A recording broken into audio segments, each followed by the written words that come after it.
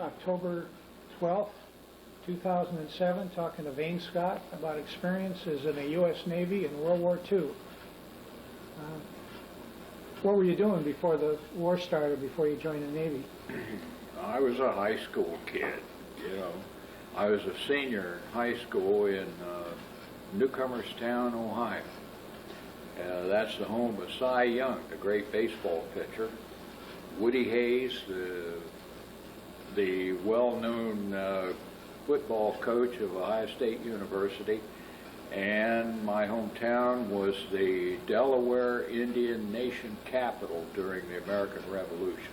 And the reason why I know all that stuff is because my wife Barbara is the president of the Historical Society. Okay. And we have to know that stuff. Yeah. So we're also the home of Norman Bell Geddes, who, among other things, is the father of Barbara Bell Geddes, the movie actress. But he was the most prolific and well-known mechanical and theatrical architect of the 20th century. Oh. And we're pretty proud of him, too. Yeah. So anyway, I was a senior in high school, and I decided one day, a buddy of mine and I, on Saturday, decided to hitchhike over to another town that's called Cambridge, Ohio, about 20-some miles away, and we went over there to see a movie. I don't remember the movie, but we got there too early. The theater wasn't open because we hitchhiked, and so we walked across the street to the post office, and they had the recruiters in there. This is in November 1942. November. And so we started talking to the recruiters, and this buddy of mine kind of favored the Navy. And so we went over there and talked to the Navy guy, and he gave us an eye test. We had to stand behind some thumbtacks on the floor. And if you had to go any farther forward than that, why, you couldn't get in. So I'm on the last set of thumbtacks trying to read this chart, and my buddy, Bob, got a hold of my belt in the back so I could lean out, and I ended up passing the test with the minimum. And so we went home, took our enlistment papers home with us. And the next day, Sunday, I showed my parents the papers, and my mother cried and everything, and I talked her into signing the papers. I had just turned 18, but I was a senior in high school. So when I talked her into signing them, she was up all night crying. But I mailed them the next morning. We lived right across the street from the post office at home. So when I went to school that day and saw my friend Bob, I said, well, you all ready to go, you know, and he wouldn't look at me. And I thought, uh-oh. His mom wouldn't sign these papers. And so I had already mailed mine. And they called me December the 12th, and I got on a bus and went to Columbus, Ohio, and was sworn in the Navy on December the 12th, 1942. And as it turned out, 100 years later, my youngest son joined the Navy, and he was sworn in on December 12th. Oh. Okay. in the 1970s. So it's kind of a family date that we're all familiar with. And I ended up going to Chicago to Great Lakes training station, and scared to death, even though I had traveled a lot as a young person. My family traveled a lot, and my dad was with Ringley Brothers Circus, and before I was around, but him and my mother moved around a lot because times were tough back then, but they always had a job. Yeah. And we were in Toledo, Ohio, when the banks failed in 1929. And I still remember, I was in the first grade, and I remember the reaction of the people and how awful it was. But I went to Great Lakes, and they asked me what I wanted to do in the Navy, and I put down, you had two choices. I put down carpenter's mate, like we were on wooden ships, Yeah. and electrician's mate. And the reason I put electrician's mate is because my hobby was electric trains. And I had wired and done all that. So I knew how to hook up a doorbell, Yeah. and that got me in. And I ended up being an electrician and went to Class A school for electrician in St. Louis, Missouri. I wanted to ask, how long was boot camp? 12 weeks. It was 12 weeks. Yeah. I know they shortened it a lot after that Yeah. as the war got really going. Yeah. But I went 12 weeks, and then I ended up in electrical Class A school at a place called Hadley Technical High School in St. Louis. And we were there in 1943 when the Mississippi River ran over the banks, and we wound up sandbag details all over St. Louis trying to keep the water out, while our little base out along the railroad tracks got underwater. Yeah.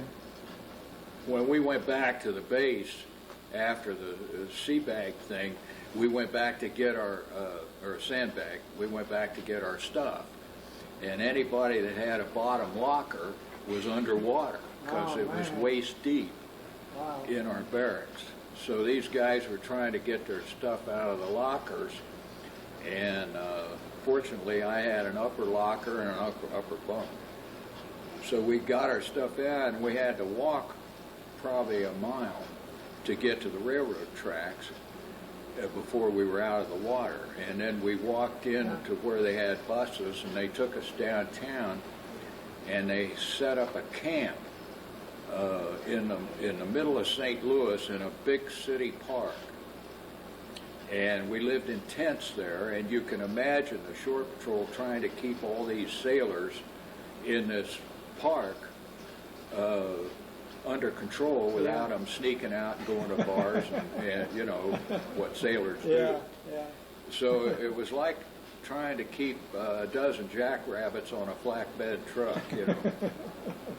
It's the way they put it. And eventually, we got through all of that. And then I ended up, I guess they thought I was worth educating, so they sent me to Gyro Compass School in Treasure Island, San Francisco. And I think that was a 16-week course. And I got through that all right, and I came out as a third-class electrician, rated. Yeah. Or I should say electricians made third class. It don't sound good to say you're a third-class electrician, you know. And you're also a technician. Yeah, gyro compass technician. Yeah. And I got out of there and got a leave and went home. And before this, when I got my boot leave, I should have put this in there. Like I say, I was still in high school when I enlisted. So the school found out I was home on leave. And I think I had a 10, 12, 14-day leave. And so they asked me to come down to school and tell the kids all about what it's like to be in the United States Navy. And I'm green from one end to the other. And and I'd been a senior. So I went, saw all my friends, you know, and everything. And they had an assembly, a school assembly. And I was the speaker, and I was absolutely petrified. I'd always been pretty bashful anyway. My favorite expression is I used to hide behind my dad's leg when we were in a crowd because he never met a stranger, and I'm scared to death all the time. So they had an assembly, and I told them what it was like to be in the Navy. I was the first, me and another guy who joined the Marines were the first ones out of that high school to join the service while we were still in school. And I sort of spun a real good tale about what it was like in boot camp and all that kind of stuff. And it made me popular with the girls, of course. That was one of the reasons why I joined the Navy.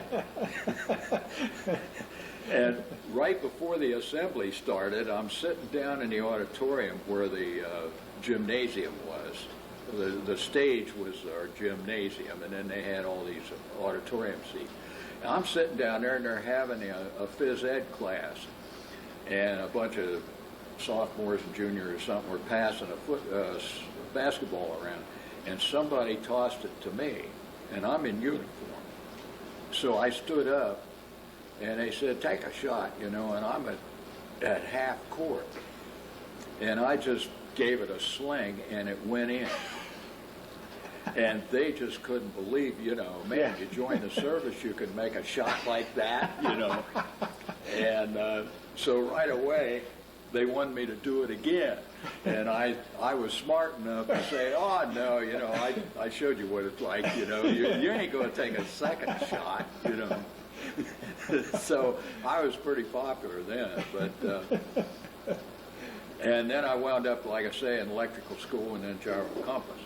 And when I went back from leave at gyro compass, I went back to Treasure Island receiving ship and was assigned to the USS RADFORD. And I didn't know the Radford from, the Constitution. And so I went over to, when I come back from leave then, and I reported to the Radford at Mare Island. She had already been in the Pacific for, I think, 10, 11 months. Yeah. And they were a bona fide warship. They had been at Guadalcanal, Southern Solomons, been in a lot of stuff, got the Presidential Unit Citation. Wow. And they had been in a lot of action. But I didn't know any of this. So I reported to Radford early in the morning. It wasn't even daylight yet. And went down the gangway, and the guy at on the quarterdeck there got a hold of my chief electrician and told him I was reporting aboard. So he came up to meet me, and he walked up and I saluted the chief. Well, the guys on the quarterdeck are all laughing and getting a big charge out of this because you don't salute chiefs except when you're in boot camp. Yeah. Anybody's got an officer's hat on or anything but an enlisted man gets a salute, because it's all practiced. Yeah. So he got mad and took me down to the IC room and introduced me to the guys that were going to show me where I sleep and eat and all this.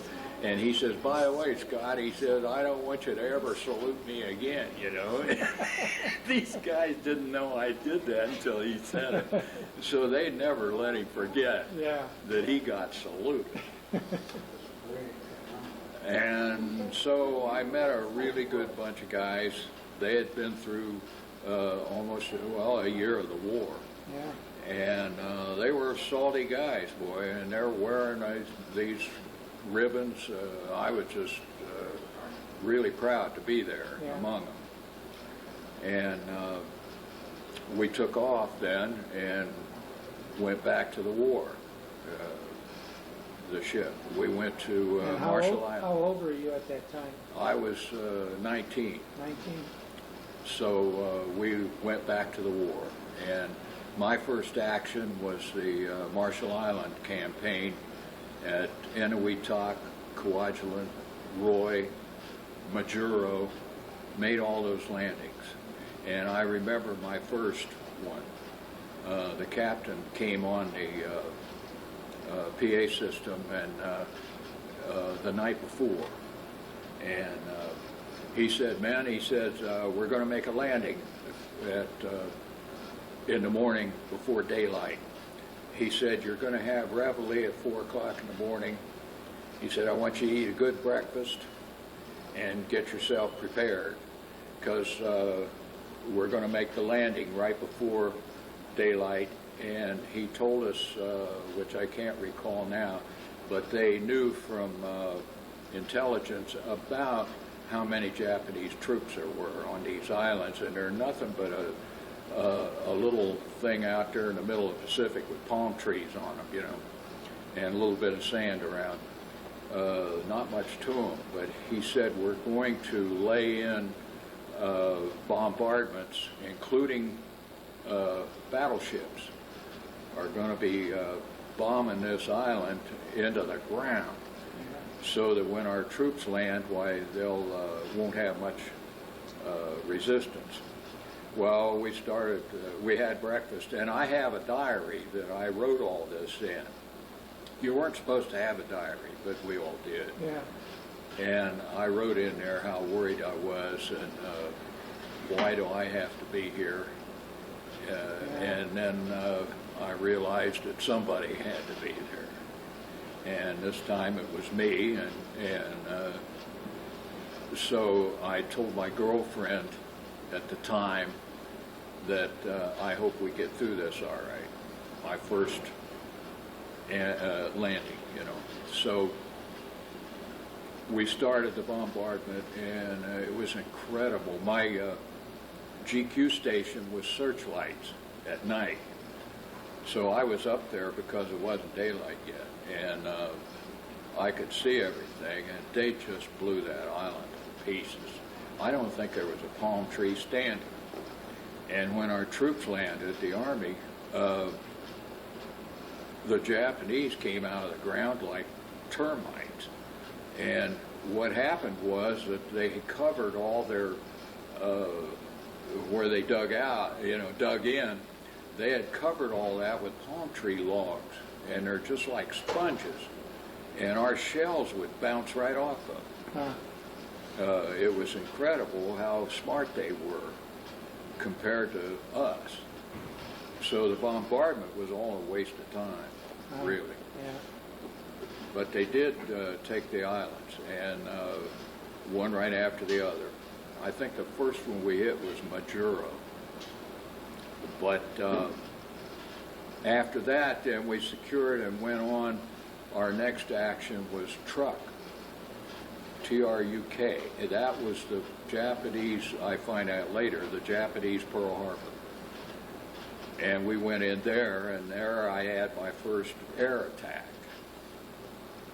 And Your battle station was still the searchlights? Yeah. And we weren't at general quarters. We were at Truk, but they hadn't done anything yet. Yeah. And we were with a whole hell of a bunch of ships. And so I'm up on the searchlights on watch. I guess it was a dog watch, 12 to 4. And all of a sudden, he said, I've got the earphones on, and I'm on the same circuit as the bridge. And I hear the sonar or radar guys talking about bogies. And we've got bogies coming in, starboard side. I think he said they were like 21 miles or something like that. And then pretty soon it was 14, and general quarters sounded, and my buddy, who was on searchlights at general quarters, normally there's only one guy up there, but during general quarters there's 2 electricians, and I saw him coming, running up the starboard side of the ship from back aft, and he was trying to get a shirt on, and he was a real big guy from L.A. His name was William Williams. And I'll never forget him, big red-headed guy, likable guy. And he's coming up the ladder complaining, you know, about getting up this time of the morning and all this. And I said, come on, hurry up, Bill. I said, they're coming in. Yeah, you know. And I said, yeah, they're only like 12 miles out, you know. And so he finally got up there and getting his life jacket on. And then the shooting started. And we're down behind the canvas. Oh boy. That's around the searchlights on a pipe railing. And then pretty soon we got around on the other side of the stack, you know. Yeah. And shooting, everybody's shooting at these planes. And Just keep talking. I'm going to bring the picture.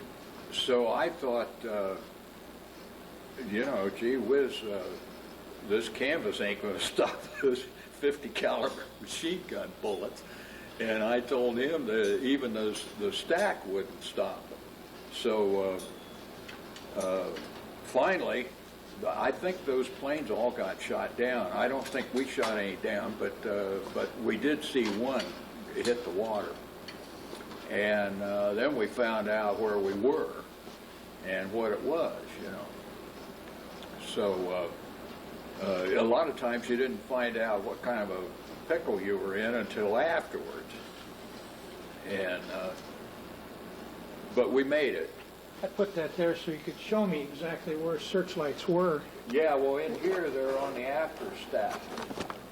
Right here, they're 36-inch searchlights. But when I got on, after their first trip to the Pacific, this picture was taken the day before the ship was commissioned. This is July 21st, 1942. The ship was commissioned on July 22nd, 1942, and this was taken right before it was commissioned. As you see, there's no radar up here yet. They blocked all that out in this photograph. But that's where I was. I was up on searchlights on the #1 stack here, right behind the bridge. As you can see, we have this camouflage paint, which they kept changing all the time, different designs. And they have a name for them. But that's a real fighting ship that you're looking at. So then we started heading south from Truk. And we found out later, we were going to the Admiralty Islands. And in the meantime, we crossed the equator. Oh. And that was worse than the war. We had to dress for inspection in khakis, or not khakis, but dungarees. Yeah. We had to be clean, you know, decent looking. Yeah, yeah. And shine shoes and all this kind of stuff. Well, and then they run you through the line, you know, and they shoot you with fire hoses and they squirt grease all over you. You have to crawl on the deck and kiss the cook's belly, who happened to be a big belly Filipino, and with hair all over his belly, and you had to, and grease. Yeah. They greased his belly. This is part of the initiation. Yeah, and then you try to fake the kiss, you know, and they don't let you get away with that because somebody puts their hand on the back of your head and just buries your face right in this guy's belly. And then they had a little a little box there that had a cross made out of brass on it, and you had to put your hand on that cross and swear allegiance to King Neptune or something, you know, and because you were entering another domain, you know. Uh-huh. And you put your hand on there, but what you don't know is that thing's hooked up to one of these old telephone ringers. Oh.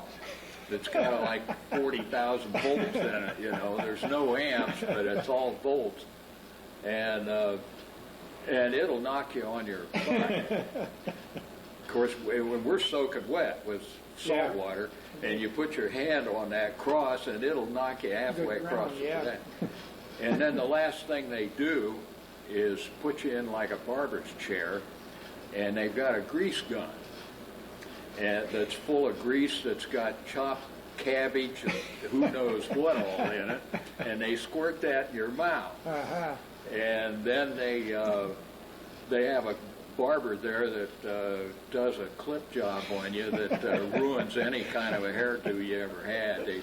They shave off your sideburns and then go all the way up and across and down the other side, and then they go straight through this way.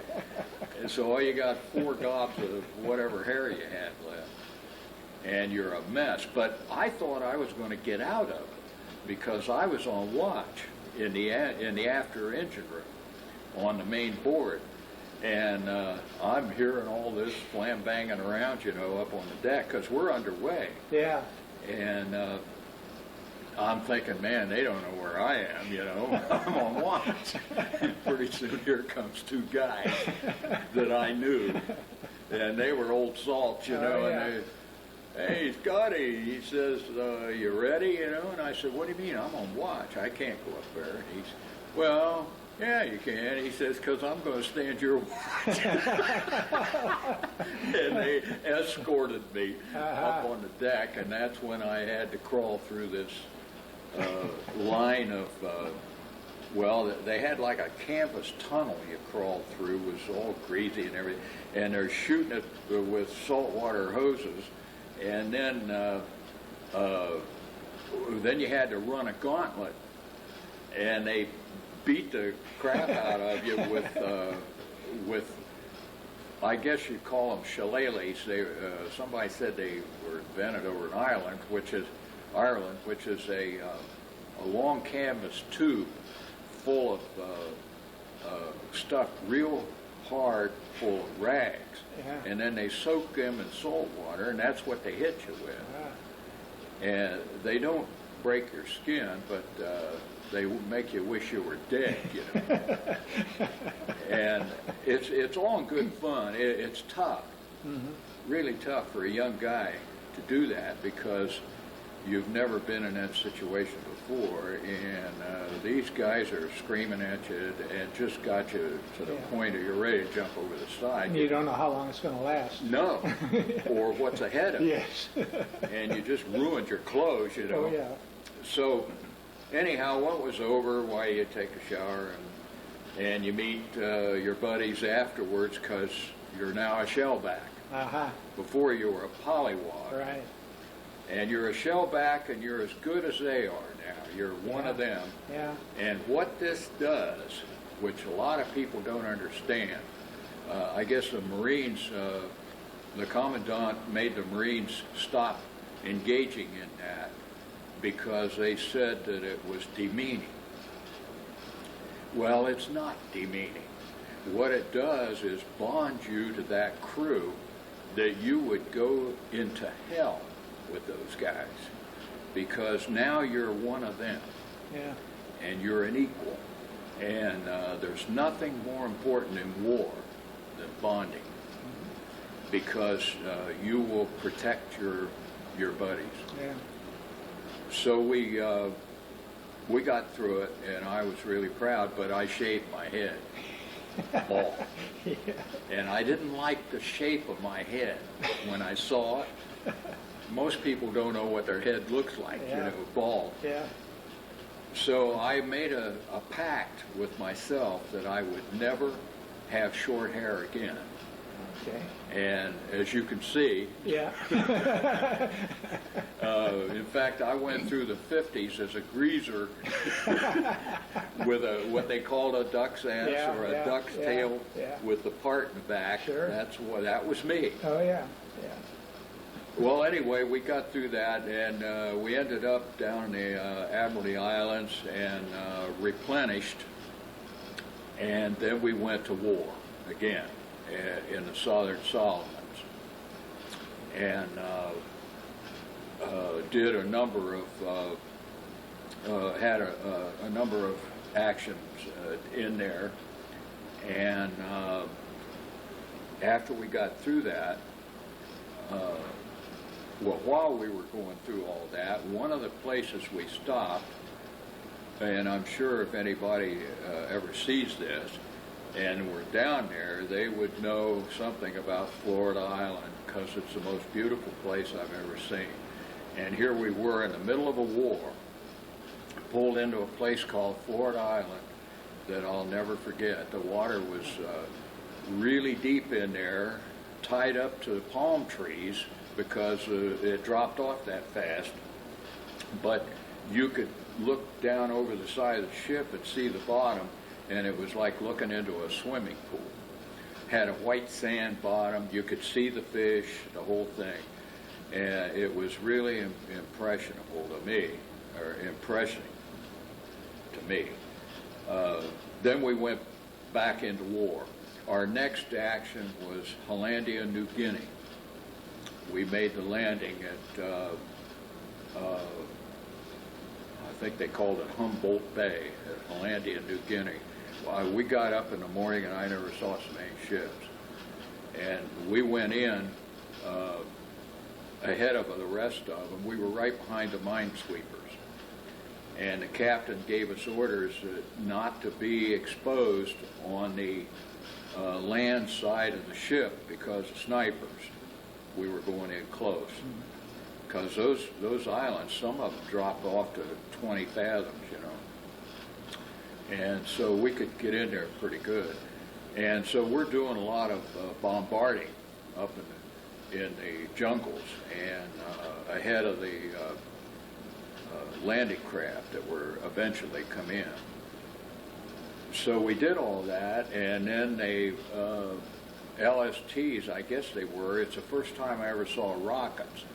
And they were firing rockets off of both sides of the LST as they went in, and then they would open the front end and all these guys would run out. Well, we could see the Japanese running up through the jungle trying to get away from the beach, or what we call the beach. Because you were still on your battle Yeah. stations, so you were right up topside. Yeah, well, no,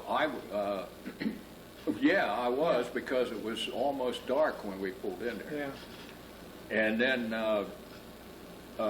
they eventually secured the place. But one of the guys told me, one of my friends, when we saw the LSTs go in and all the rockets and the shooting and everything, and these rockets would go in and they wouldn't go off on contact. They'd bounce around because they had timing fuses on them. And they'd bounce off of trees and stuff like this, and then they'd go off. And they might be 6 feet off the ground when they go off. So they were, shrapnel was a pretty bad thing with Yeah. those. Yeah. So they had maximum killing efficiency. Well, then afterwards, one of the guys told me, he said, "Boy, I hope my brother made it," you know. And I said, "What do you mean?" Yeah, he said, "He's on one of those LSTs." Ah.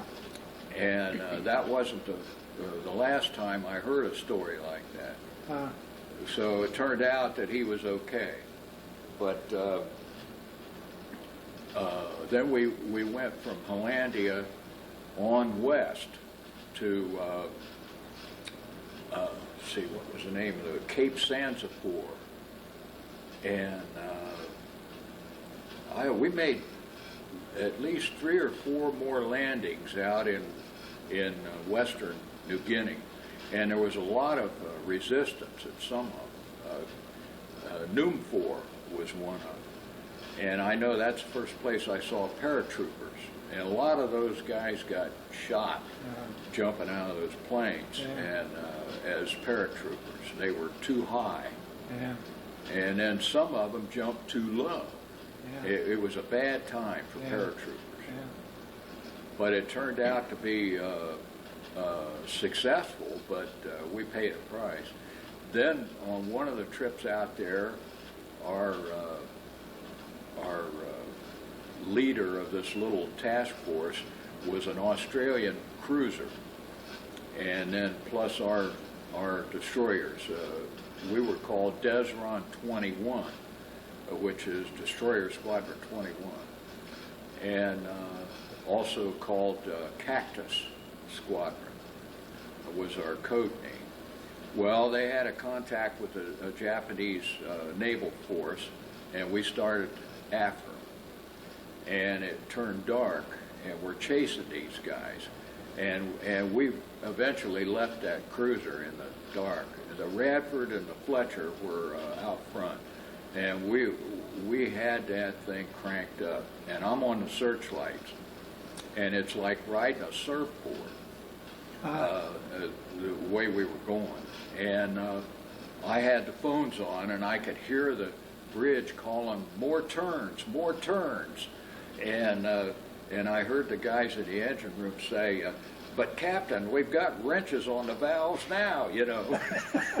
And I guess on the safety valves. Yeah. Yeah. So it all turned out, I guess we were turning 38 knots, and it was impossible, you know, but we were doing, and we're firing the two forward 5-inch guns.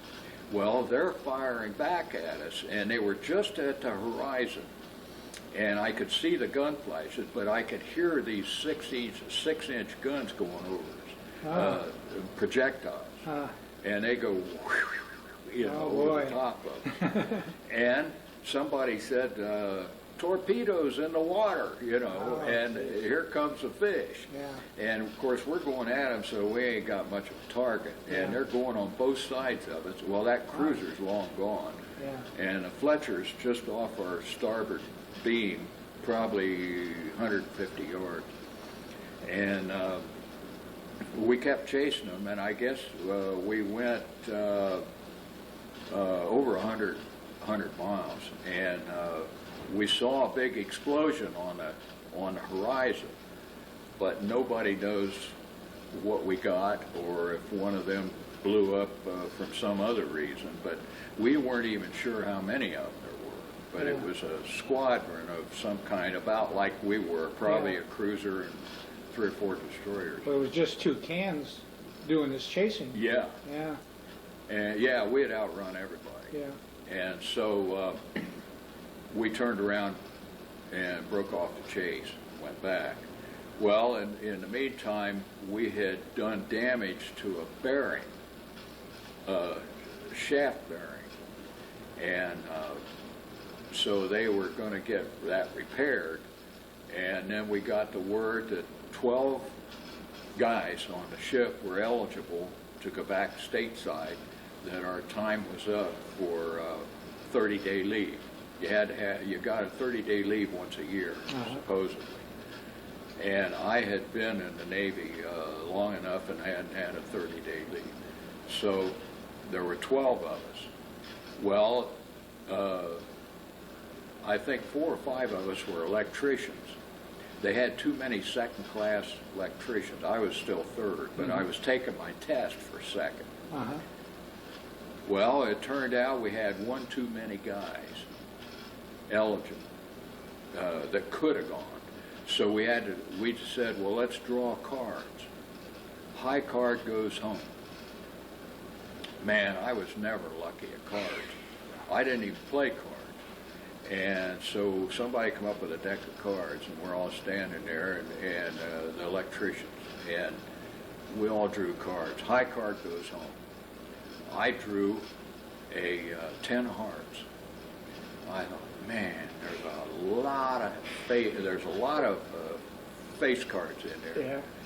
Yeah. And so they're drawn. One guy got a 4 or something, you know, and all this.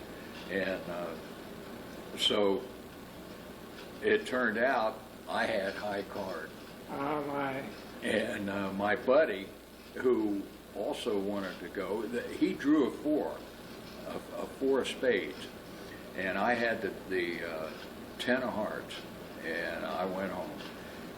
Now, 47 years later, he's at one of our reunions, and I got a 4 of hearts and a 10 of spades and mounted them in a picture frame with a little thing written in there about I wanted to thank him for taking my place in the war while I went home.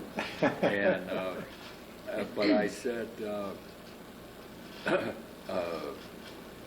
that I hoped that he had made it, and he did. Yeah. His name was Jerry Wilson, He was one of my best friends. In fact, he and I reported on board at the same time. So I gave him that as a souvenir at one of our reunions. But I came home then. We got off at Hollandia, New Guinea, and they put us up in tents, and it rained about every half an hour on New Guinea, and the mosquitoes were awful, and we were supposed to have mosquito netting and stuff, and we did, but somewhere along the line I got bit and ended up with malaria before we left there. But we had to find our own transportation home. They gave us all of our Navy records, and our orders were to report to the nearest U.S. Navy receiving ship in the United States, which was, the West Coast. Yeah. So we're trying to get an airplane to fly home because we had a 30-day leave coming. Sure.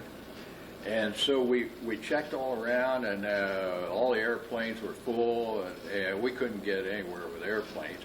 So we're out on a work party one day on New Guinea in between showers, and we're digging latrines. And it's the worst lousy job you can have. And we're digging latrines in the mud, and all of a sudden we got up one morning, and there's a transport, an Army transport at anchor out in the bay. So there's our transportation. So I got the guys, we all got together and went down to the headquarters there. It wasn't too far from our tent, and they said, yeah, we can get you on that ship. It was the John J. Pope transport, and I've never found anybody that ever heard of it, and there must have been 5,000 guys on that ship. So in the meantime, my malaria hit me, and I had 2 sea bags and a ditty bag to carry, and I had them tied together and throw it up on my shoulder, but my fever got so bad I couldn't carry them, and I had to leave a sea bag. Couldn't take it anymore. And the guys helped me, and we got on a Higgins boat, and he took us out to the transport, and we had to climb a net to get on. And why, I'll never know. And they were lowering from a boom, a hook with a net on it to throw our sea bags in. And they hauled them up, and they wouldn't let me ride it up. And I had to climb that net, and the guys helped me, and I finally got up over the rail, got on board. Boy, I was really in bad shape. Were you actually bringing all your belongings with you? Yeah. Everything you owned? Everything you own. Yeah. And including your records. And I left a sea bag full of dungarees and other stuff, but I kept my souvenirs. You did? Yeah, I had all kinds of souvenirs, Japanese hand grenades, and and this kind of stuff. And man, you wasn't going to leave them. Yeah. So I wouldn't report to sick bay, and we got on the transport and eventually got underway. And I just laid around, and finally started to feel a little better. And I got aspirins and all this kind of stuff. Well, then we stopped at Guadalcanal on the way from New Guinea, and we picked up a bunch of wounded Marines to take home, and they were walking wounded. So we took our trip back home, and I can't remember how long it took, but it was a couple of weeks. And we finally got up one morning, and there's the Golden Gate Bridge, and boy, these guys were all going nuts. Yeah. And it was foggy, and we're coming in about 8 o'clock in the morning or so. And it was the greatest thing I'd ever seen. And so we're all up on the forecastle while the tugs are taking us into the wharf. And I'm standing next to a young kid, a Marine, in uniform. And I went to shake hands with him, and he used his left hand, and I didn't say anything about it. He had his other arm behind him, and we started in, and a lot of the guys' families were down there. I don't know how the hell they found out, but mine were in Ohio. Yeah. So, and there was a Red Cross trailer down there with hot chocolate and donuts, you know, Yeah. and there was a band playing Oh, and everything. boy. Yeah, it was San Francisco. Yeah. So, so as the ship is sliding in against the wharf, this Marine says, "There's my parents, see them?" And my girlfriend's standing there with him, and he pointed them out, I forget how, and I could see them down there and go, "Oh, they're going nuts," you know.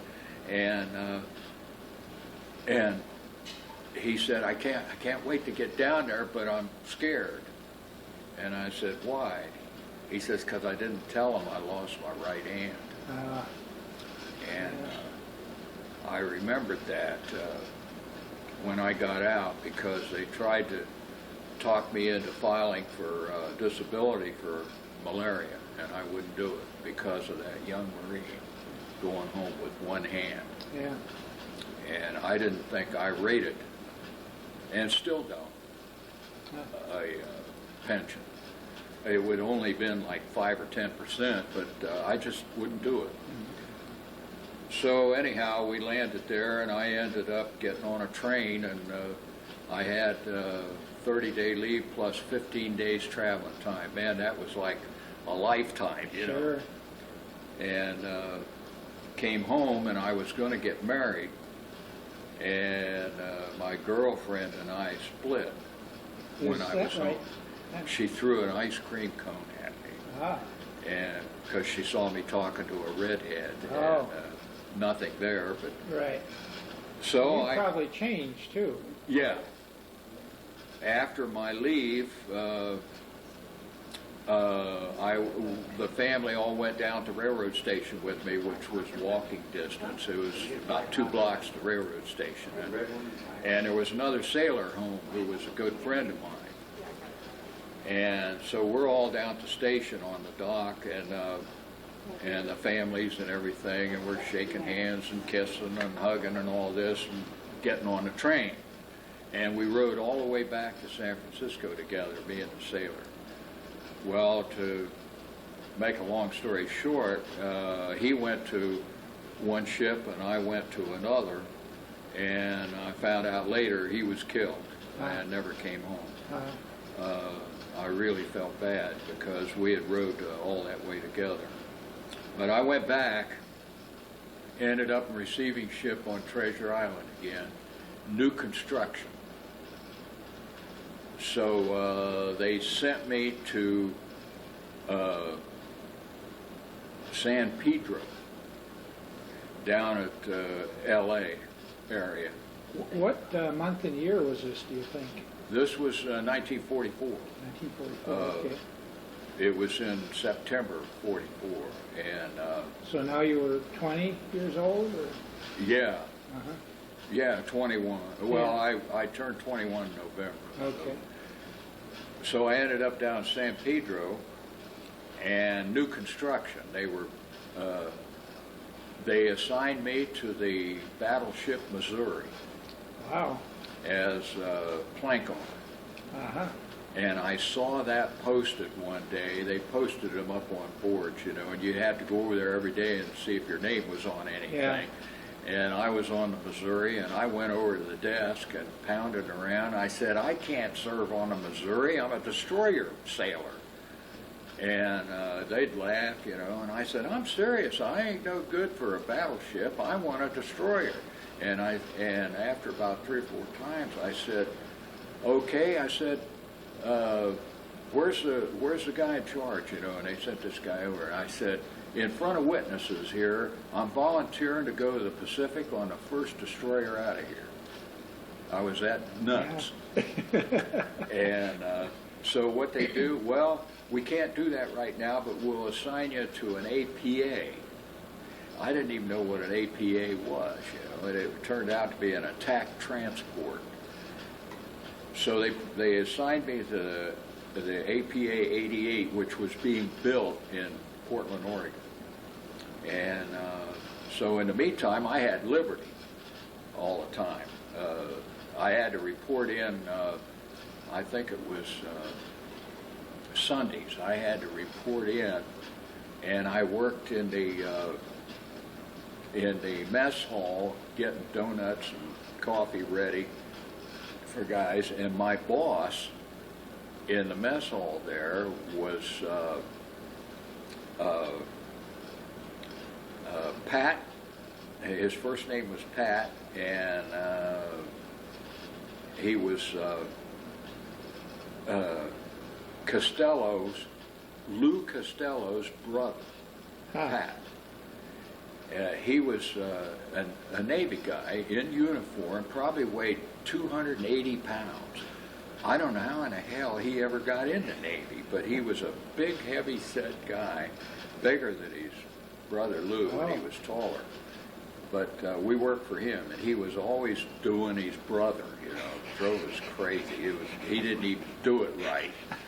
But that was our boss.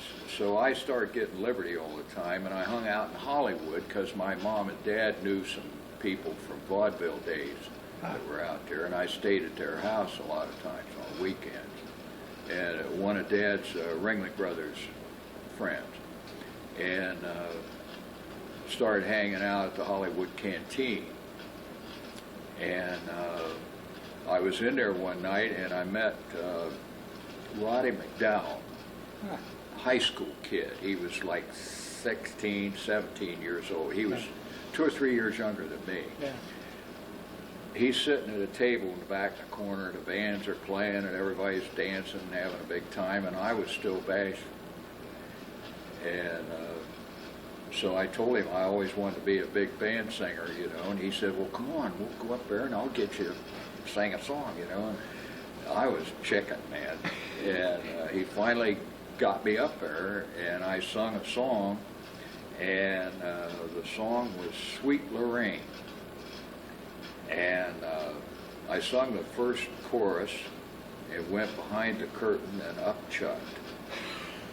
I was that shook up. Nervous. Yeah. And then I went back out and finished the song, and I sung a couple other ones that night, but that was the first song I sung on. It was on radio, NBC, and some folks back home heard it, heard me on there.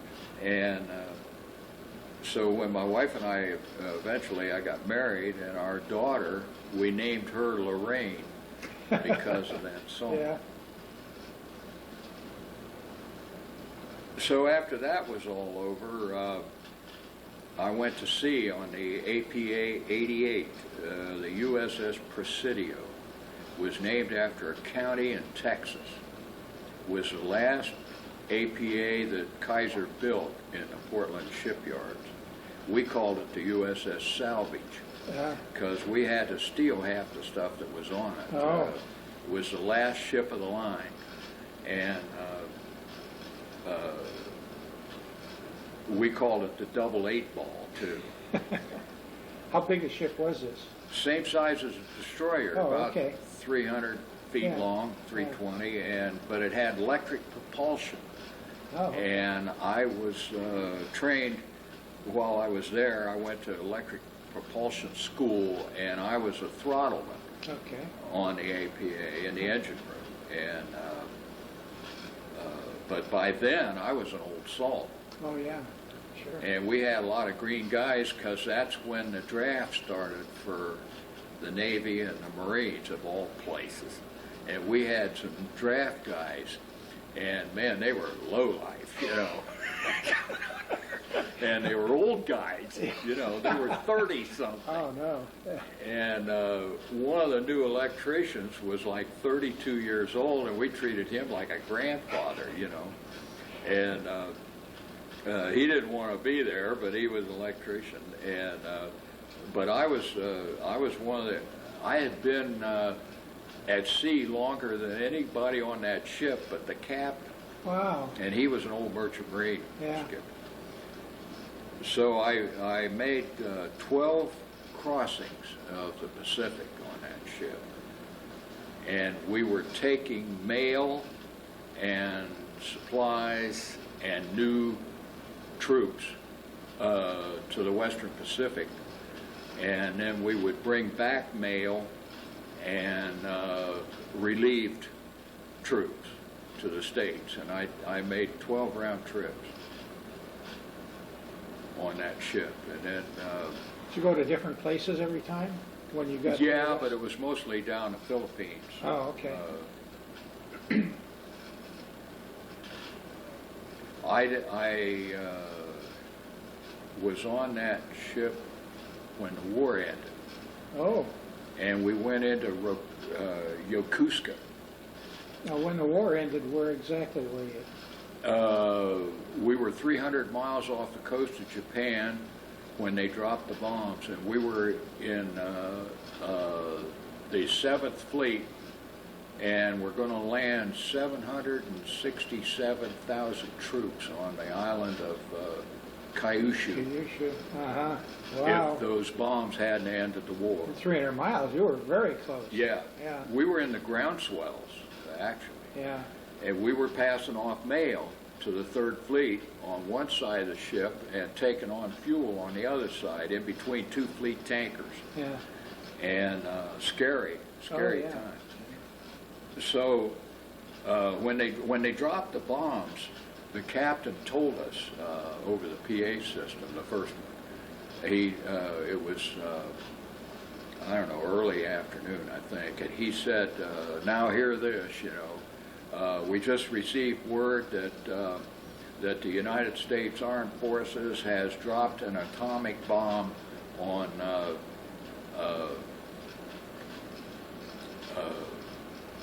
not Nagasaki, the other one.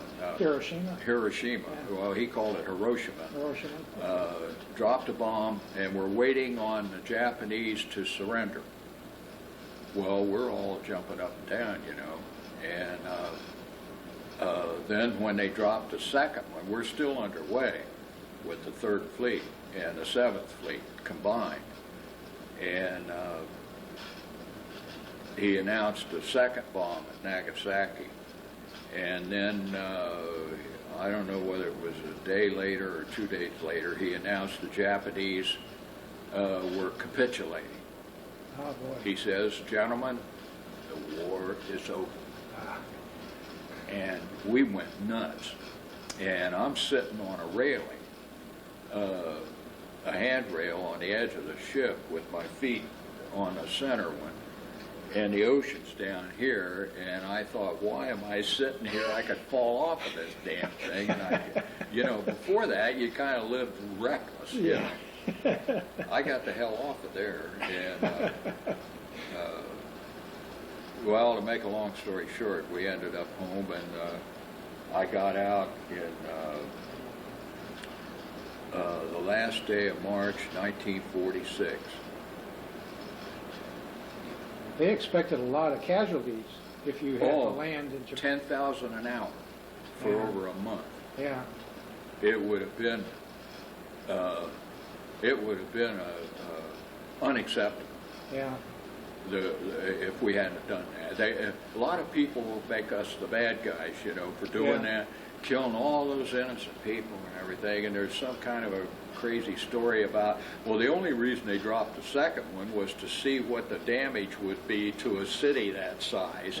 It had nothing to do with winning the war. Well, they're crazy. They found out later that the emperor was being held and couldn't announce, couldn't capitulate because the army guys had him more or less captive.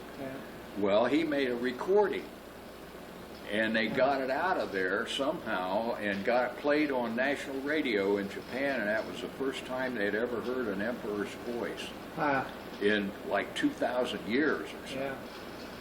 And that's because it saved a lot of Japanese lives, too. Yeah. Yeah. Yeah. Both sides. Oh, yeah, both sides. Yeah.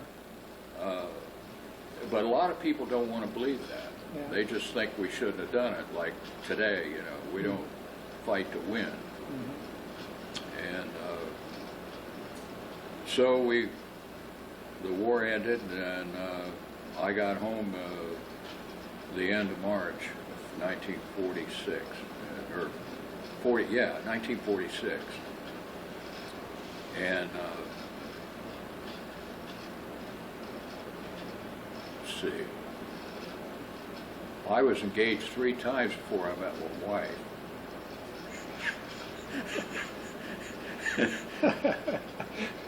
But I'm sure glad I didn't marry those girls. Yeah. Because it turned out I got a gem. We've been married 50. This year it'll be 56 years,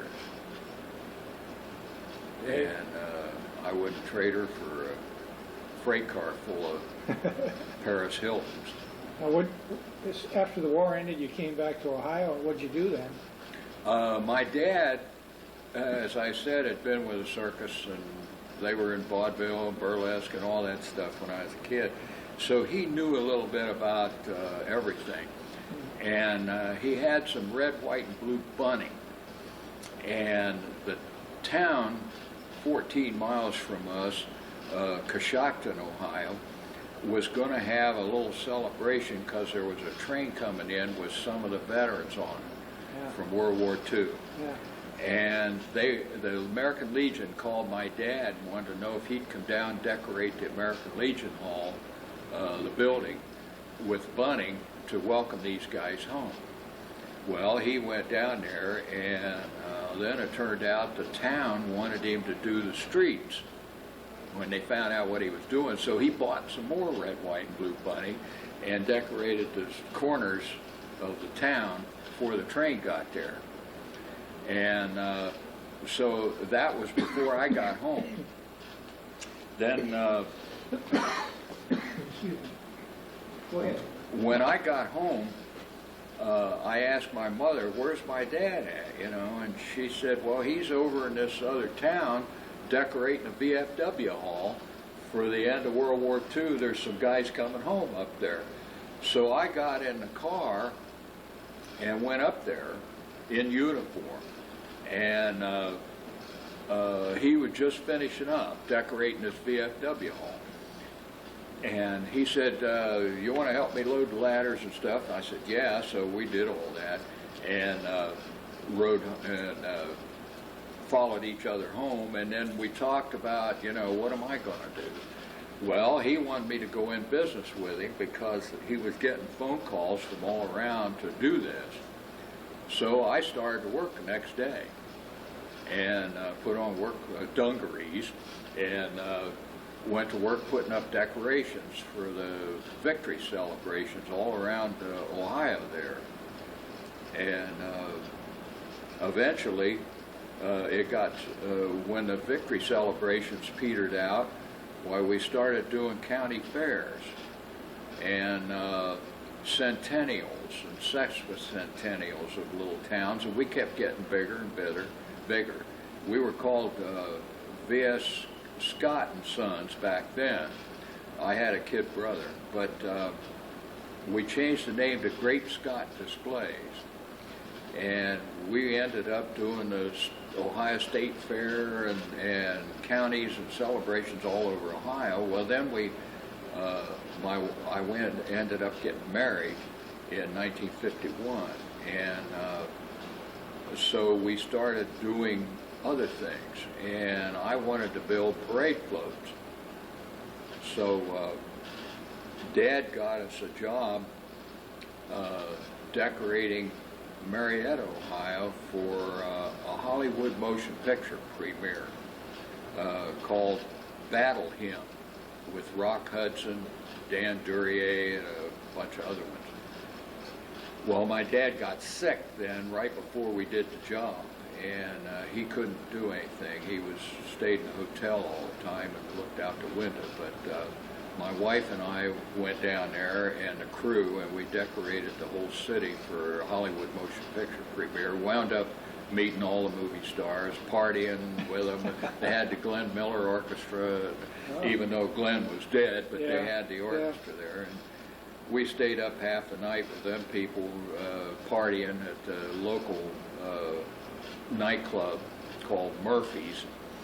Boy, what a place that was. So that started us off. Well, then my dad died, and my wife and I sold a parade float over in Pennsylvania, a place called Lebanon, Pennsylvania, which was a bedroom community for Pittsburgh. And this is where all the big steel management lived. And so we decorated that whole town and built a Queen's float. And that got us in the float business. And so from there, we ended up doing, well, we did, I almost forgot, we did Eisenhower's inauguration in Washington, D.C., Wow. his first one. Wow. Decorated city of Washington, D.C. That was in, must have been 52. Yeah. And really cold, miserable job, but we got it done. But my wife was pregnant for our daughter at 9 months, and I was calling home every night, how you doing, you know, and everything, because we decorated the city in January for the inauguration. And so the day before the inauguration parade, I jumped on a bus and went home because I didn't want to stretch it any farther. Well, it turned out that our daughter was born, I think she was born on the 5th of February. So we got through that, and then a couple years later, well, more than a couple years, we kept getting bigger and hiring more people and putting more trucks on the road. We wound up with Miss America twice. Wow. We did Jackie Mayer in 1962, but she was Miss America 63. And then the next year we did Donna Axum from El Dorado, Arkansas in 63 for 64. Mm-hmm. And then we got to be pretty famous. And while we were in Arkansas doing Hot Springs and El Dorado at the same time, we were tearing down and got a call from Dallas. This is in 1963. And they said that President John F. Kennedy was going to visit Dallas, and they wanted to decorate the streets, the parade route that he was going to take. And meanwhile, our parade floats had been in all the newspapers in the South down there, and been on television and everything. And they said they were the finest parade floats ever seen in the South. So we were pretty proud of that, but it wound up, the guy in Dallas that decorated the streets called us at the hotel, and he says, I've run out of street decorations because they keep changing the parade route, and he didn't tear down the other ones, he just put up more, and he ran out. Well, we had enough to do 3 or 4 cities. Yeah.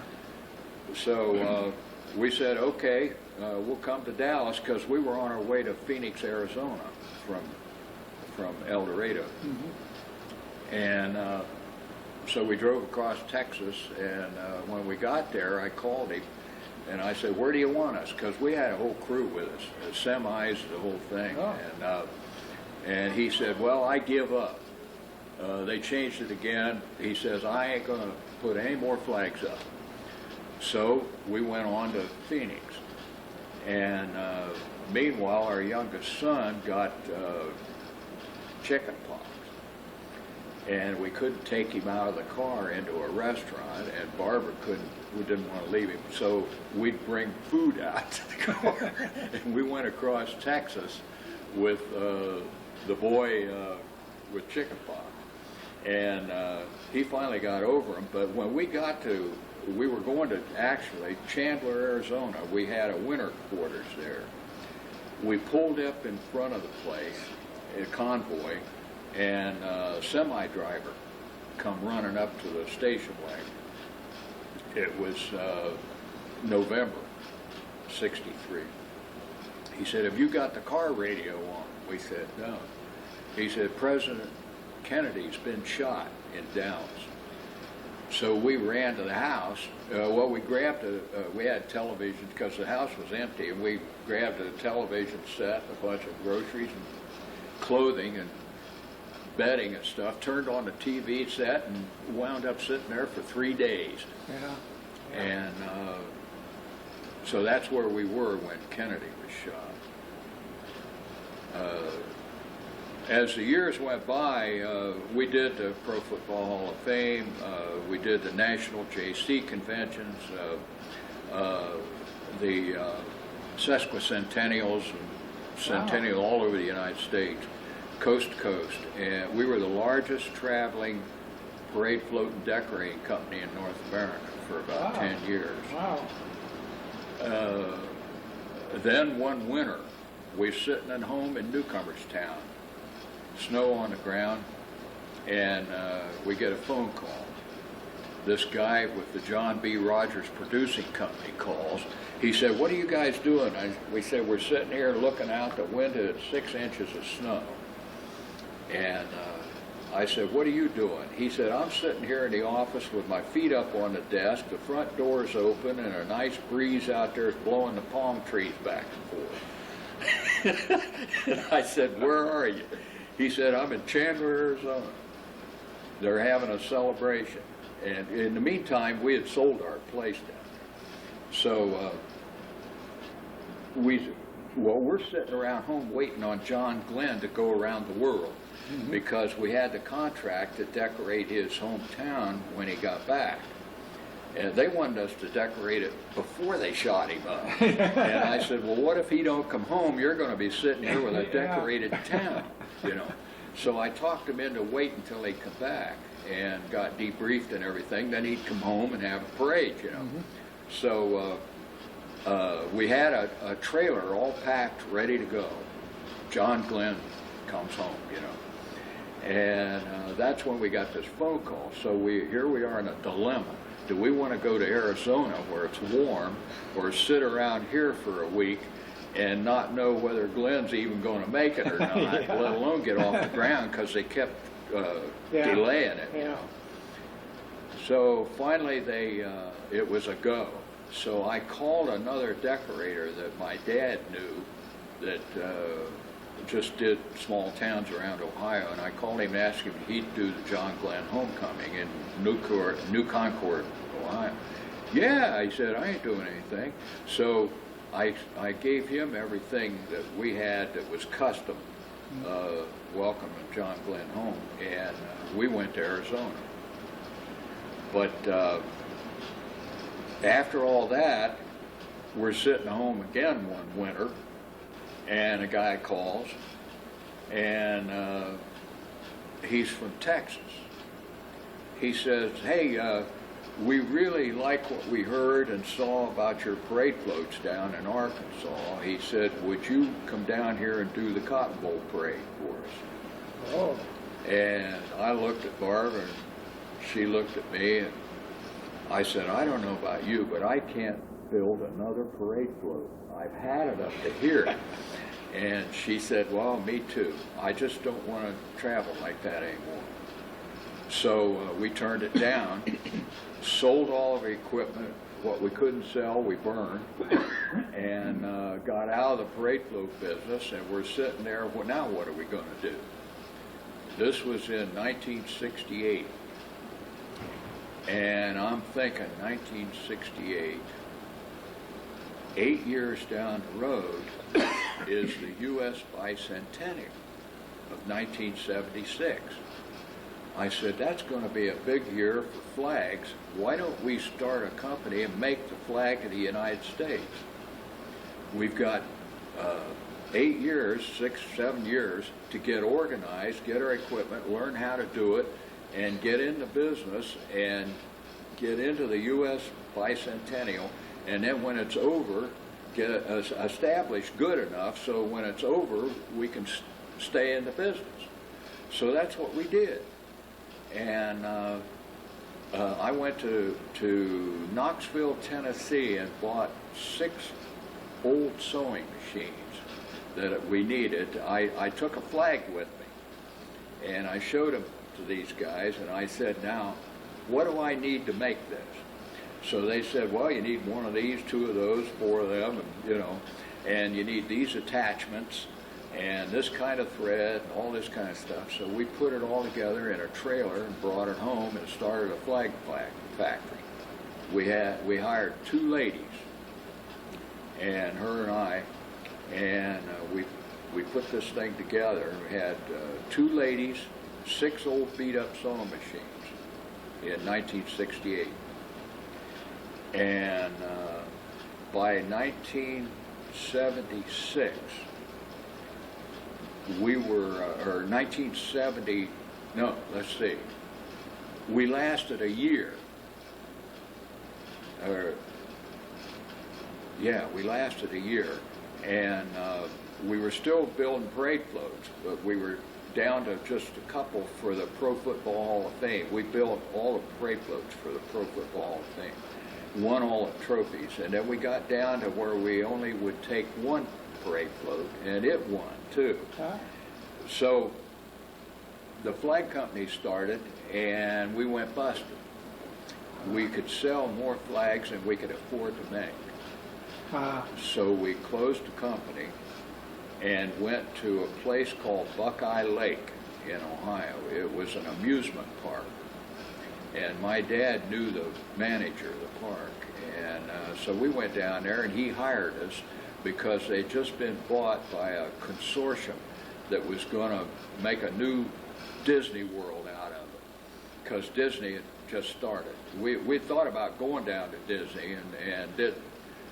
So we went to Buckeye Lake, and I was in charge of redecorating the whole park. I had a crew of 12 guys, painters and artists and everything. My wife was hired as the park hostess for company picnics, and she would book company picnics where they'd hire the whole park, you know, and then bring 500 people in there. And then she was also in the publicity department, because we knew a lot of radio, television, newspaper people from the business we were in before. So that's where we were when somebody stole the payroll. And we wound up with a snake show. Oh, no. Yeah, we were having hard times. Yeah, you can laugh about it now. Yeah, and it was summertime. We had the kids with us. And so we sent the kids home with Grandma, and we went on this snake show. Couldn't stay there because the park folded. So they packed up, and we went to Boston, Massachusetts with a snake show. I was the pitchman, because I'd been with King Brothers Circus when I was a kid, and I knew all about pitching shows. So I'm the pitchman out front, Barb's selling tickets. And we had all these poisonous snakes, plus a few that weren't, like pythons, and, you know, and this young couple had. And it was a nice show, educational show. So I'm standing out in front of the show all day long, 10, 11, 12 hours a day, with a 12-foot boa constrictor around my neck that's this big around. And I'm like Frank Buck up there, you know, come on in. And I was pitching the world's most poisonous snake, which was a 2-headed rattlesnake, alive. And both tongues would come out. And so I'm pitching as the world's most poisonous snake. Well, people would buy tickets and go in, you know, and one of them came out, a wise guy, you know, he said, hey, and I had a bunch of people out here ready to go, you know. He says, hey, he said, how could that be the poisonous snake in the world? He's only a foot long, you know, and this big around. And right away I shut him up, you know. I say, did he have 2 heads? And the guy said, well, yeah. Were the tongues coming out of both of them? Yeah. And I said, well, don't it make sense that a rattlesnake with 2 heads would be twice as poisonous as one with 1 head? Well, yeah. I said, see, there, that gentleman saw him in there. He's alive. The world's most poisonous snake. And they're buying tickets, you know. So that's what we did one year. And then we went back into the flag business again. We got our feet on the ground, got a partner, and started making the flags again, and we ended up with the contract for the flags that fly over the capital of the United States. Wow. And that shook up a bunch of people, I'll tell you. Yeah. And then we ended up making the flags for the World Olympic Games in Sarajevo. Oh, my. That big Olympic flag they carry in to open the games, we made that, and a lot of other ones. And then we made presidential inaugural decorations. It used to be we decorated the cities. Now we're making the flags that these other guys put up. Yeah. It was kind of ironic, but that's what we've been doing our married life. We were on the road 20 years, and then we got into the flag business and sold it, the company then in 1975 to the largest flag company in the world, who still own it. And we retired. I retired in 1990, went out on and left her in charge of the company, and went on the road doing a show, performing, and doing a show called The Many Faces of Old Glory, and I still do it at 80. I'll be 83 next month, and I'm still doing that show live with a 60-piece symphony orchestra. And my wife ran the company for another 4 years, and then we decided life's too short, so she retired at 62 and joined me on the road, and our youngest son took over the company. And it was and is the largest U.S. flag maker in the world. We were making, my wife, when she was running the company, got stuck with Desert Storm, and the flag sales went nuts, and she got up to 20,000 flags a day. Wow. No one had ever seen numbers like that in that business. Yeah. And I came home off the road, and my days off, I went in and helped set up new equipment, hire more people, and that sort of thing. And then she retired in 1995, and our youngest son took over, and he stayed there for several years, and now we're out of the flag business family, except the show that I do. And we've been pretty active. I was a big band singer and a supper club entertainer for 45 years. And in between all of this. Yeah. So. And shortly in the early 90s is when you got interested in the USS RADFORD reunion. Is that about right? Yes. Yeah. When I retired in 1990, right before Desert Storm, I'm sitting around home and trying to keep my show going that I'm doing around, and every month when I get all the magazines, VFW, Legion, DAV, AMVETS, all of them, and the first place I'd look at them is ship reunions, and I could never find our ship. Was never in there.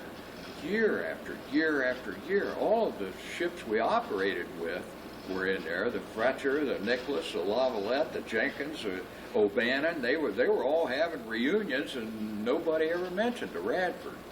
So I'd throw the magazine, across the kitchen, and finally in 1990, when I retired, she said that ship is not going to rise up out of the ashes. She said, I want you to find those guys. She said, you know how to do it, you got the time, go find those guys. So I sent away for a picture of the Radford because I didn't have one. And some guy in West Virginia, of all places, a retired Navy chief, sold pictures of ships, black and white. And I sent him $10 for a black and white picture of the Radford, 8 by 10. And the guy had enough brains. When he sent the picture, he sent me a list of names and addresses of everybody that had bought that picture. Oh, boy. What a smart deal that was. Yeah. Because one of the guys on that sheet, name and address, was my best friend, electrician from the Radford. So I wrote him a quick letter, and I said, this is 47 years after the Radford. I said, where the heck, where you been? What are you doing? He's living in Fort Myers, Florida. When I knew him, he lived in Cleveland. And he says, yeah, where you been? And I said, where's Marty O'Brien? Well, I'm still in touch with Christmas cards, but he hadn't seen him for a long time. He was going to Florida in the wintertime. Well, we had been going to Fort Myers Beach for 2 weeks every winter, and we were like blocks from his house and didn't know it. Huh. So that's how we started. We got together and said, shall we start a finding the guys? And he said, yeah. Well, it turned out me finding them. And we had our first reunion in 1991, and they said, have it in Ohio, that's where you live, and do it there. And so that's what we did. There were about 120 people at our first reunion in 1991, and we were so thrilled to see those guys again. And see, what people don't realize, the Radford was in commission for, she was in the water for 27 years. In commission 25. She was out of commission between World War II and Korea. But she earned 26 battle stars. And that puts us up in rarefied air for warships. 26 battle stars, Presidential Unit Citation from the United States, Republic of the Philippines, and the Republic of South Korea. They got 3 presidential citations. And Navy commendation.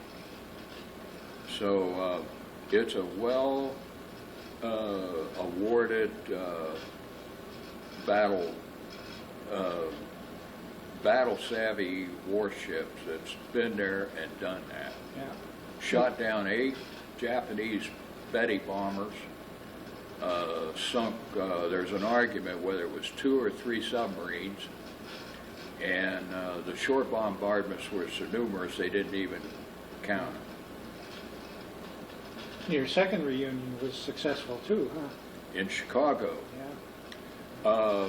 We met in Chicago because one of the guys at the first reunion volunteered to do it, and he said he had done a lot of reunions for some other things he was involved in. So what I did, I wrote Dear Abby a note, and I told her that we had found a couple of sons of survivors of the cruiser Helena that was sunk at the Battle of Kula Gulf, and the Radford was there to rescue.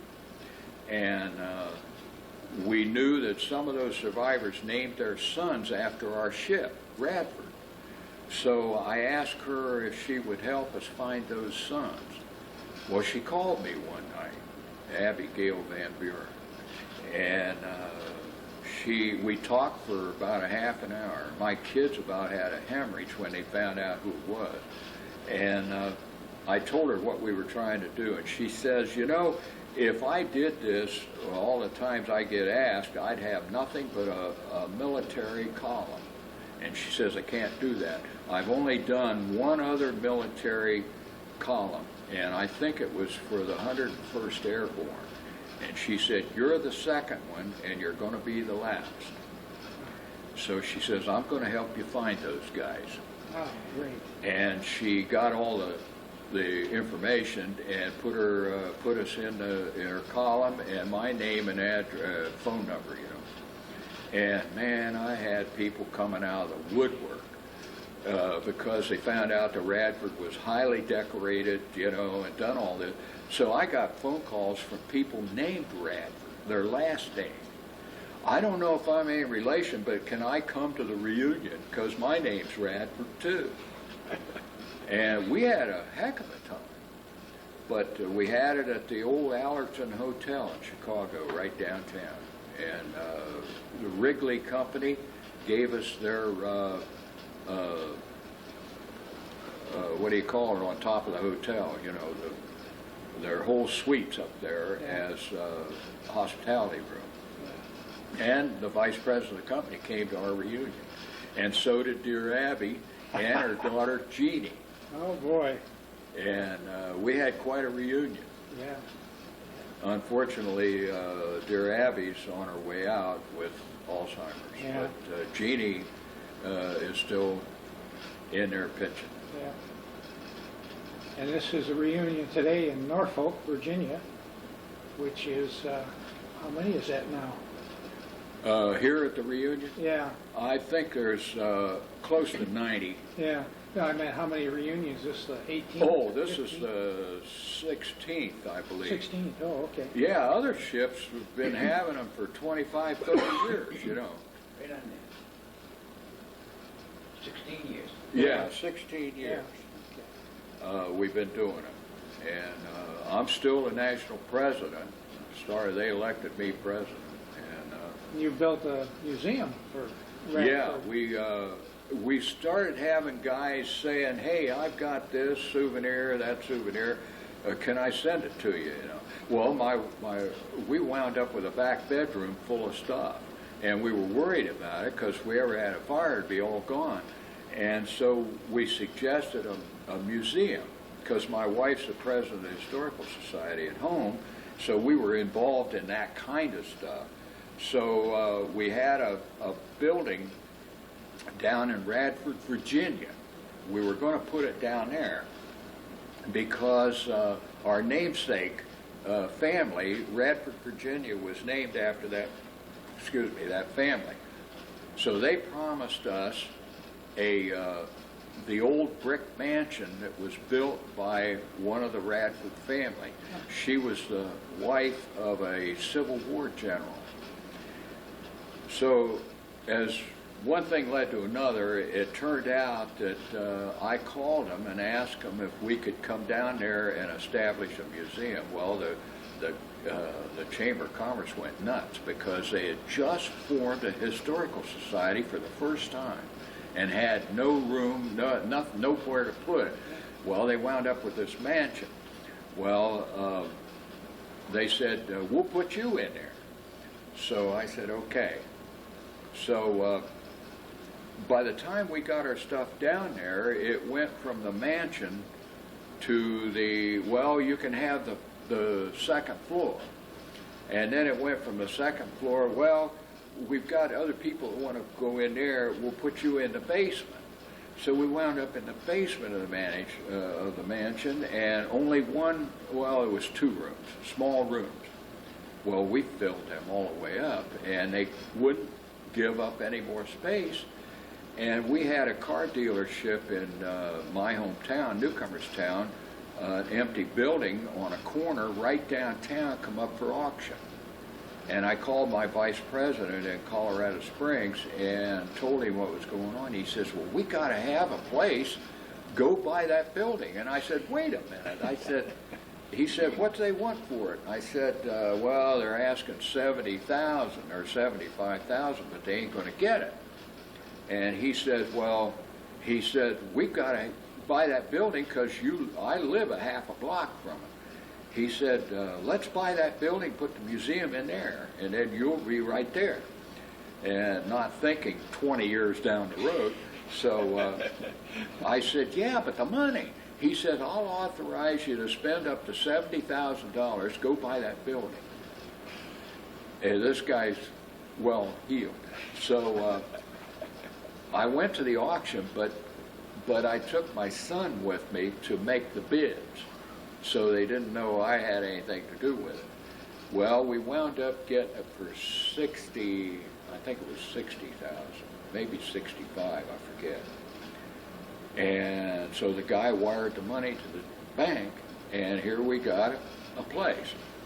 So I got some of the Radford guys that lived around Ohio to come in and start gutting a place, and I had to decide, where the restrooms are going to be and all this, and we finally got it all up and running, and between some Radford guys, and now the new president-elect is an ex-carpenter, and he came in and helped us do some of the stuff, and converted it into a museum. And then my wife got her back bedroom emptied out, and now we have a spare bedroom, which we've used since then. But now the museum is in Newcomerstown, which says the home of Cy Young Woody Hayes, and that museum is right across the street. So we're having tour buses coming in. Okay. And they buy a ticket and they can tour both museums, and then we're building a third one right there called Old Main Street. And we're building a whole town inside of a former auto dealership. There's 17 buildings in there. And so now when we go home, we're going to be redesigning and distributing new brochures. And my daughter then was put in charge of our museum. The board appointed her as manager, and she's on a paycheck, and that museum is open 6 days a week, all but Monday, Memorial Day through Labor Day. And then in between, they're available for appointment only. I guess it's been, people have said it's really a great job that you've done. My congressman saw it, and when we opened, he was there as a speaker, among other ones, and he just couldn't get over what was inside of this building. The outside ain't that great, but the inside. So he was so impressed that he brought the administrative people from the Congressional Library of Washington over to see our museum in his district. And they spent a couple hours there and getting set up to interview veterans, sort of like what you're doing, only it was there in the museum. And when that Congressional Library group left, they said this was the finest Navy museum they'd ever been in, and that we didn't have to take a back seat to the Smithsonian for quality.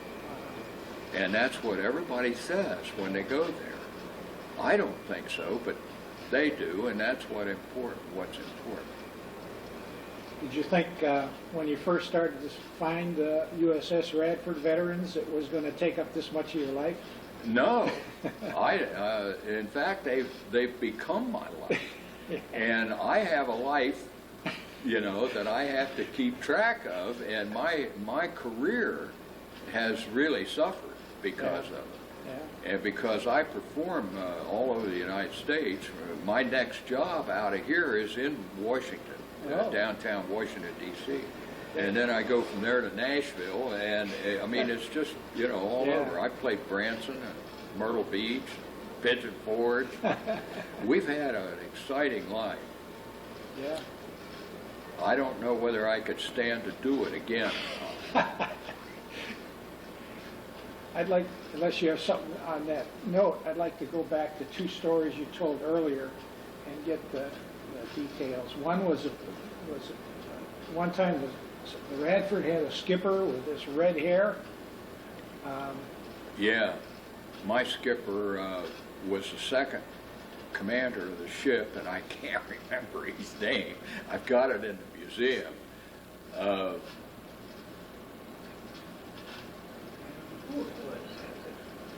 But he had long red hair. We looked like a bunch of pirates out there. Was Mimmel his exec? Who? Mimmel? No, I don't remember that. The first commander, William K. Ramosa, he was a full-time Navy man. He'd been in a long time. He was in England at the coronation of King George VI. He represented the United States in uniform. Yeah. He had one of those 4.5 hats on, boy. and a sword, Yeah. the whole thing.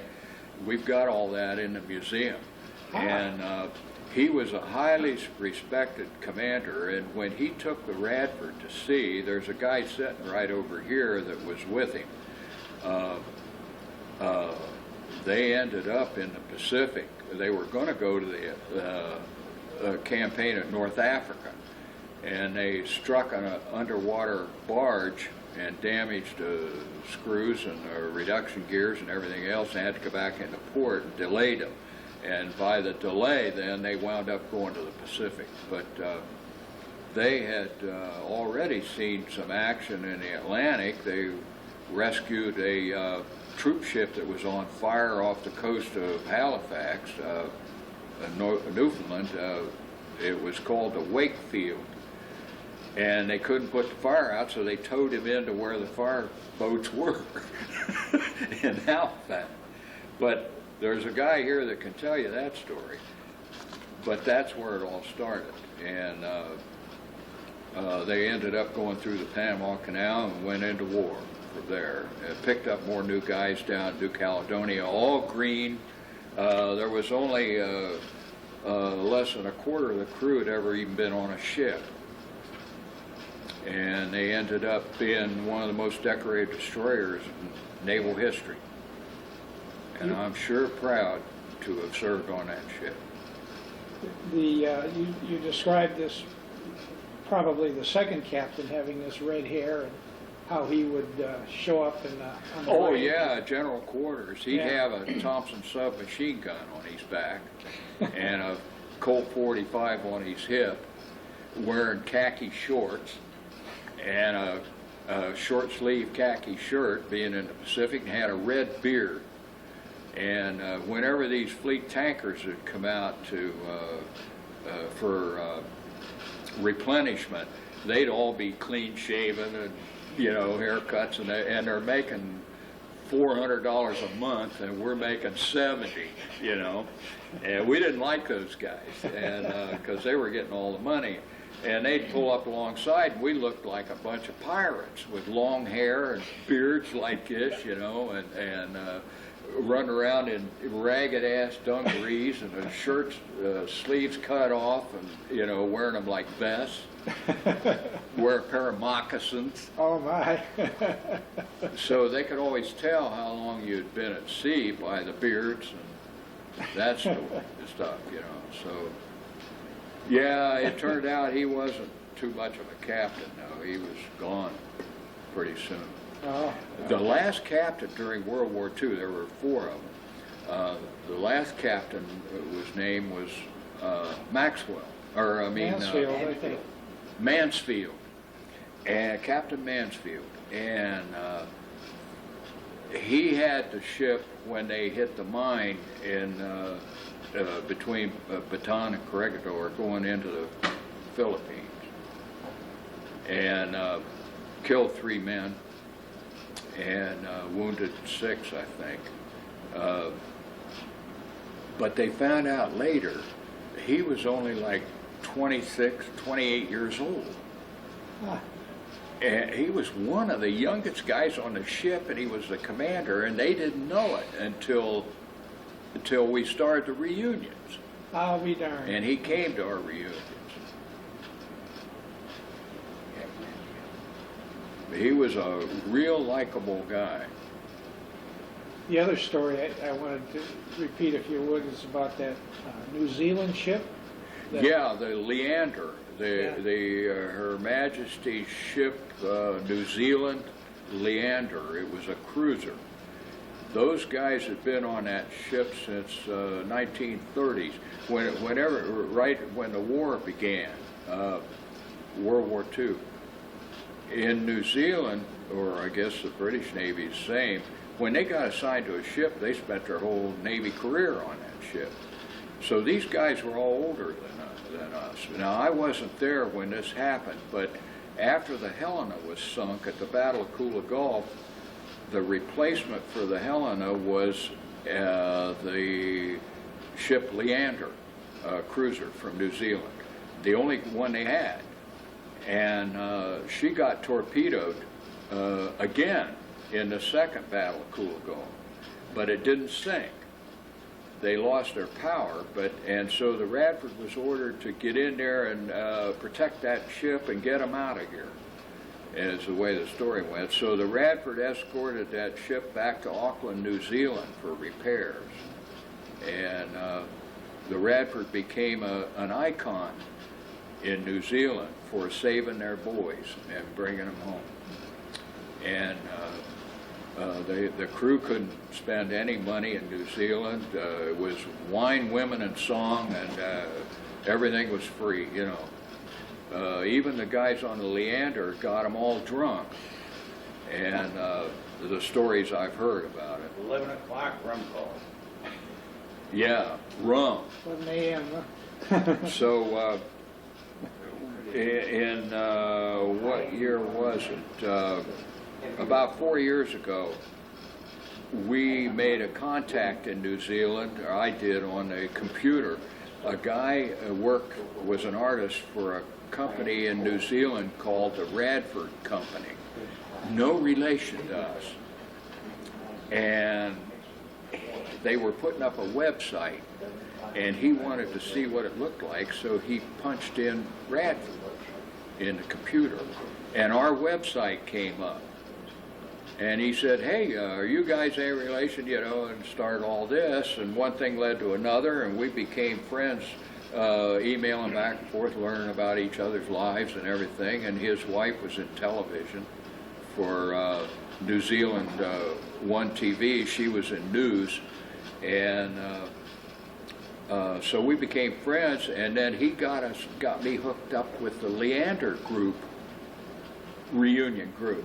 And one thing led to another, and Leander invited my wife and I to New Zealand for their last national reunion, because they were older than us, and they weren't going to do it anymore. We went down there, and I'm telling you, it was like the second coming. I mean, they just treated us like celebrities. And they had a wreath laying at their national monument there for the guys that were killed on the Leander. I think there was 20-something. And they asked me to carry the wreath to represent the United States Navy, because the local Navy, or the local, what do they call them, representative of the government in New Zealand, was in Japan with the New Zealand premier having a big fight about sheep imports. And Japan was going to start charging them for it, you know, and that's their big thing, is sheep in New Zealand. So they couldn't be there, but I represent the United States at that ceremony. We were on television, and we went into a souvenir shop in the Army, New Zealand Army Museum, and bought a couple things, and the girl's behind the counter, I went up to pay, and she says, "You're the American." And I said, "What do you mean?" She said, "We saw you on television last night. You're the American visiting New Zealand." Like I was the only one in New Zealand from America. And it was really, those people down there are incredible. If you go to New Zealand, it's like living in the United States in the 1950s. There are no four-lane super highways, no big trucks, no big cars, no big pickup trucks. They have a nice lifestyle. Made a lot of friends down there. And you told me about the Radford going back there shortly before it was decommissioned. In its last cruise in 1969, the guys still talk about it. They were all young kids, you know, in World War II. So here's this same old ship in 1969 making her last cruise, and she's over in the Western Pacific. And they got orders when they returned to the United States to come by way of the Solomon Islands and New Zealand. So when the skipper took the ship down through the Solomons, they laid a wreath down there for the guys that were killed, and because of the big sea battles that had taken place. And they went to New Zealand, to Auckland, New Zealand. And when they started into the bay, there were about a dozen people standing out on the point where you have to go around to go in the bay. And they were all cheering and jumping up and down, and the captain said, "What's that all about?" You know, and then a little ways down farther, there was a couple hundred people. and then it got to be 1,000, and then 10,000, and he's, what the hell's going on? Because they're all screaming and hollering. So he got the deck officer to go through the deck reports and to find out what's New Zealand in there. And in 1943, he went through 27 years, or 26 years, and he found where the Radford had brought the Leander home to safety in 1943. And so they were just pulling up the dock when he found this out, and their bands were playing, the women were screaming. I mean, it was just an incredible sight, they tell me, because these guys were all kids when, you know. Yeah. So they had another nothing cost any money, and you know, and it was party time for several days, and then they. And none of these guys were there when it happened. Sure. But they treated them as celebrities. They were in grade school when it happened. New Zealand really were friendly. Yeah. And they never forgot the Radford. Yeah. It's just amazing. We were proud to have been, to represent. When they introduced my wife and I at the banquet, those people went nuts. And I wasn't even there when it happened. Yeah. But I represented, and they made me a life member of the Leander Society. Oh, that's great. But other than that, we haven't done a whole lot. No. My wife and I have been married 56 years, have 3 kids, and a bunch of grandkids, and 5 great-grandkids. Oh, okay. And we've been business partners for 50 years. I wouldn't trade her for anything. Well, now you need to talk to some of these guys that were there on the first cruise, 1942-43. Don't me. I can have it. I will. I'm about out of tape here and out of Well, battery, I knew so- you were. That's Yeah. why I was trying to. Thank you.